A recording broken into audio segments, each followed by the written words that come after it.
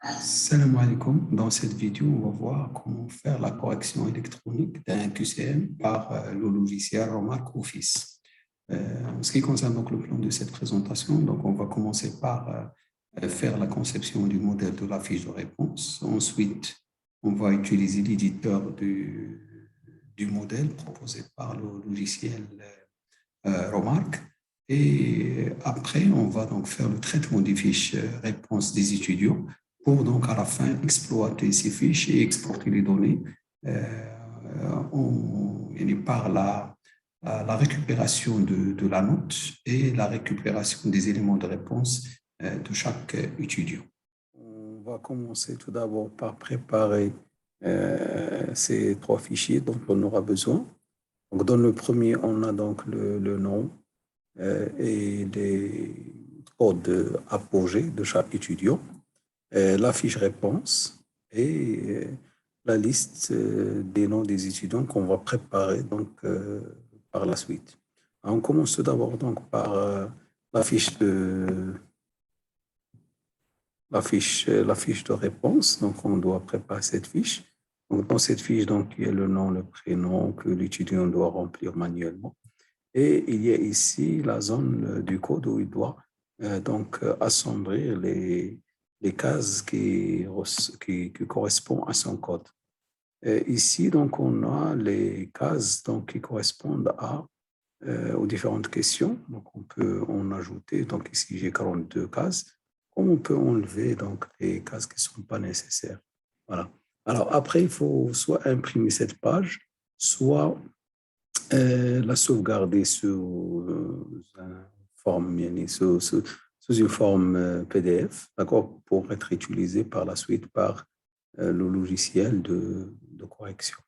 Le fichier, je vais l'appeler par exemple le fiche réponse, donc en forme PDF. J'enregistre cette fiche. Alors, deuxième étape, donc, on va aller chercher les codes des étudiants et leur nom, prénom. D'accord, on peut récupérer ces codes donc à partir du fichier de la maquette à projet. On va donc transférer ces noms dans un autre tableau, ici. Voilà. Donc, dans lequel on a l'ID, on a le nom, le prénom. Par la suite, on va récupérer la note. On va sauvegarder ce fichier. Voilà. Alors, et ensuite, on va lancer le logiciel Remark, donc, qui me permet donc de faire la correction automatique. Alors, on va commencer par créer une nouvelle template à partir de la fiche réponse. Voilà. Donc, on va lui donner un nom, par exemple le test. Ensuite, il faut choisir le format de la fiche. C'est pour nous, c'était A4 en portrait. Et on va demander de capturer l'image. Alors, soit on va la scanner si la feuille a été déjà imprimée, soit on va exploiter le fichier PDF de tout à l'heure qu'on a sauvegardé. Voilà. Qu'on a nommé tout à l'heure fiche réponse. OK. Voilà, donc ça, c'est notre fiche. On va faire un petit zoom. Voilà. Alors, la première étape, donc, on va capturer la zone ID, donc qui doit être assemblée par l'étudiant. Voilà. Donc, c'est le code apogée d'étudiant qui est constitué de 8 chiffres. D'accord? Donc, qu'on va nommer ID. On a un temps, ce que le logiciel nous donne la main. Voilà. Donc, ici, je vais lui donner le nom ID. On va récupérer le code en colonne. D'accord? Sous forme gris. Et c'est des valeurs. Donc, c'est format numérique. Et c'est des valeurs entre 0 et 9. Ensuite, on va lier ce code au fichier qui contient le nom de l'étudiant. C'est un fichier Excel qu'on a sauvegardé tout à l'heure sous forme de liste des noms des étudiants. On va sélectionner ici l'index ID et on va sélectionner les trois champs, le nom, l'ID, le nom et le prénom. Ces champs, on va les retrouver dans le tableau qu'on va récupérer qui contient les notes des étudiants. Donc ici, on va choisir Yes pour les 3 éléments. Voilà. OK, on va valider. Ensuite, on va passer au marquage des zones réponses. Voilà. Donc, on va commencer par cette partie. D'accord. Donc, c'est une partie qui est composée de 14 questions, lignes, et de 5 colonnes, de A jusqu'à E. D'accord. On va leur donner le même nom ici, Q, Q1, Q2, Q3, etc. Voilà. On va donner Q long. Voilà, on va changer uniquement ici l'ordre de nombre de cases à cocher. Donc, c'est de A jusqu'à E. Donc, je valide par un OK. Je peux copier et coller sur l'autre zone. Voilà. Coller pour la 3e zone. Voilà. Donc, maintenant, on voit les différentes questions pour chaque colonne, Q1 jusqu'à 14, 15 jusqu'à 28 et 29 jusqu'à 42. Donc, on va sauvegarder ce fichier. On va le nommer aussi fiche réponse. Normalement, on va prendre l'extension OMR. Ensuite, donc on va revenir au logiciel donc de remarque. On va ouvrir cette fiche. Voilà. Donc ici, il va nous permettre de récupérer l'ID à partir donc de la fiche réponse et il va chercher ces 2 éléments à partir du tableau précédent. Voilà. Alors, on va lui demander donc de lire les fiches réponses des étudiants. Donc, ces fiches réponses, soit on va les placer dans un scanner, donc on va les scanner, soit on va faire un scanner sur un scanner et sauvegarder le résultat du scan dans un fichier PDF qu'on va lui demander de lire.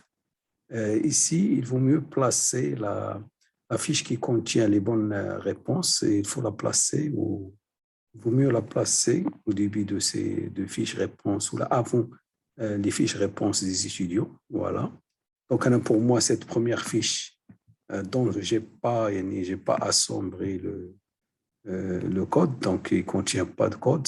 Pour moi, c'est la fiche réponse et les autres fiches. Donc, c'est la fiche des différents étudiants. Par exemple, la première fiche, donc c'est la fiche de Ben Sharqi. Voilà. Donc, le code, il l'a récupéré à partir de ce code. Et le nom, il l'a récupéré à partir du tableau de tout à l'heure, le tableau qu'on a préparé de tout à l'heure. Voilà. Alors, ensuite, donc, on vérifie ici, est-ce qu'il n'y a pas de problème, est-ce qu'il a récupéré toutes les questions. Donc, normalement, dans cette fiche, j'ai coché uniquement jusqu'aux questions 28. Ensuite, on va passer à la phase de correction, de récupération des notes des étudiants. Donc, on va appuyer sur Advanced Guard, la grade. Voilà, on va vers un SWRK.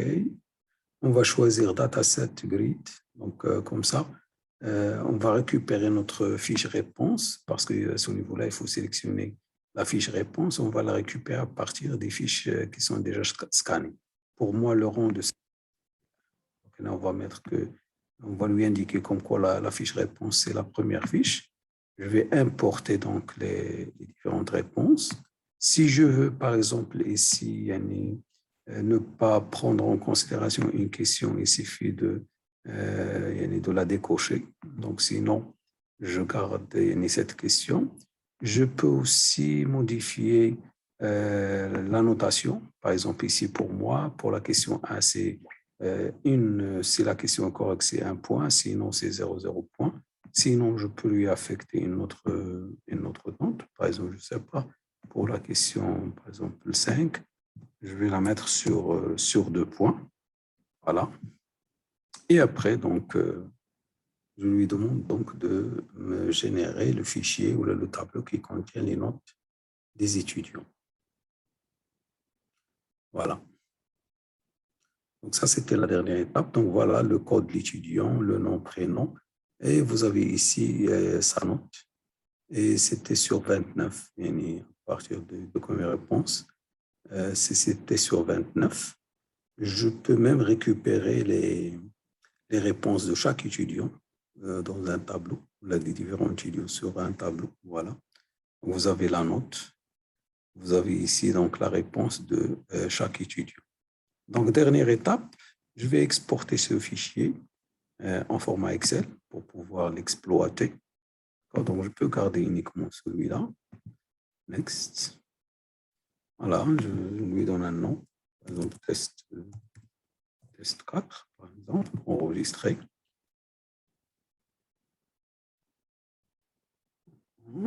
Voilà.